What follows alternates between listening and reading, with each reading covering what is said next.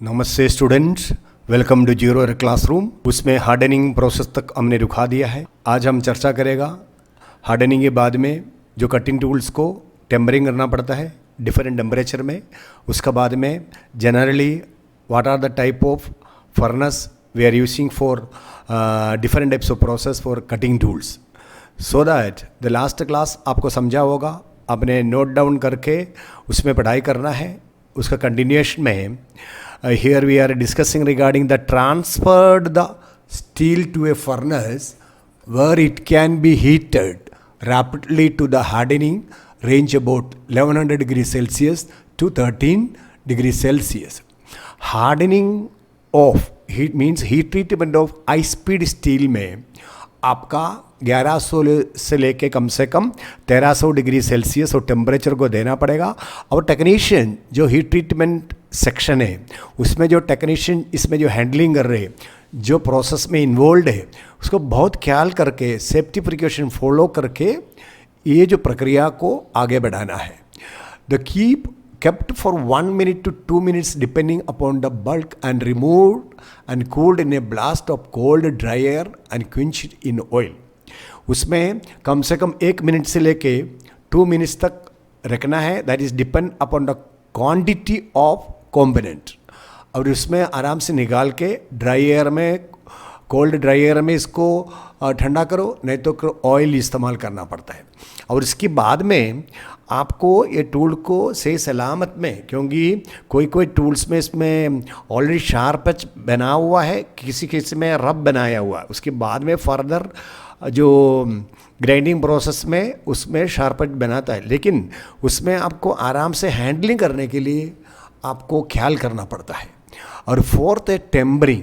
ये tempering to remove the excessive brittleness characteristic of a newly harden tool.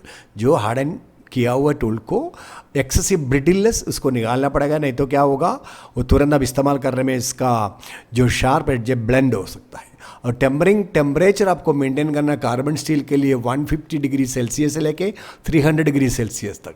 और high speed steel को आपको 550 से लेके 650 डिग्री सेल्सियस तक इसको रखना है आपका टेम्परिंग प्रोसेस के लिए। वेरी क्लियर, टेम्परिंग प्रोसेस आपका कार्बन स्टील के लिए कितना डिग्री सेल्सियस और हाई स्पीड स्टील के लिए कितना डिग्री सेल्सियस कीप अप करना है। The heat treating process applied to various tools of carbon and high-speed steel are essentially similar to one another.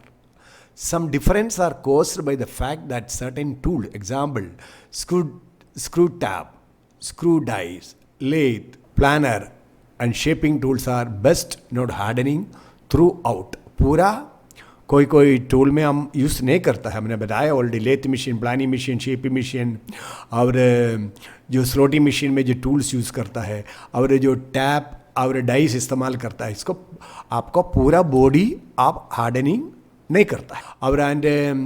और best not hardening throughout. और various other drill wheeling cutters should be hardness throughout, पूरा को body को करना पड़ता है। इधर I am giving some tools and cutters. देखो इधर आपका ड्रिल है और मिलिंग कटेज है, आपका स्लिटिंग सो है। सो ये जो दिया हुआ है, इधर बोरिंग टूल है, ये सब दिया हुआ है आपका पूरा बॉडी में हार्डनेस है। और हार्डन होल्डर्स दिया हुआ है, ये होल्डर में आपका सॉफ्ट है, ये जो पोर्शन में आपका जो हार्डनेस चाहिए वो मेंटेन करके रखता है। और we are using hardening process के लिए जो फर्नेस यूज़ कर रहे हैं, मफल फर्नेस, इलेक्ट्रिकल फर्नेस, उसको कितना डिग्री सेल्सियस में आपको कीप बनाना है और मटेरियल रखना है, निकालना है फर्दर प्रोसेस के लिए। तो इधर हमने ये प्रोसेस कैसे करता है वो बताया हुआ है। और ये फर्नेस रेडी है आपका हार्डनिंग के लिए, जो मफल फर्नेस है। अब इसमें बड़ा बड़ा जो आपका हार्डनिंग के लिए आप रख रहे, इसको आपका सेफ्टी प्रिकॉशन फॉलो करना है।